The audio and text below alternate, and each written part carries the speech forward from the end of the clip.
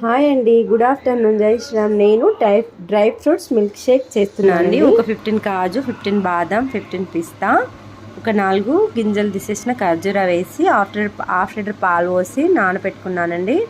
ఒక 5 hours నానబెట్టుకున్నాను. 5 hours తర్వాత ఒక 20 మినిట్స్ అలా ఫ్రిడ్జ్లో ఉంచాను. అప్పుడు ఆ మిల్క్ కొంచెం చల్లగా అయినాయండి. ఇప్పుడు దాంట్లో ఒక 2 బనానాలు, నేను మిక్సీ పట్టేటప్పుడే బనానా వేస్తున్నా అండి, ఎందుకంటే బనానా ఫ్రిడ్జ్లో పెట్టుకొని తినొద్దు కదా. మిక్సీలో వేసేటప్పుడే 2 బనానా కట్ చేసి బ్లైండ్ చేసేస్తున్నాను. ఇది ఒక గ్లాస్ పట్టాను. ఇంకో గ్లాస్లో కడి చక్కెర వేస్తున్నా అండి, కొంచెం స్వీట్ కోసం.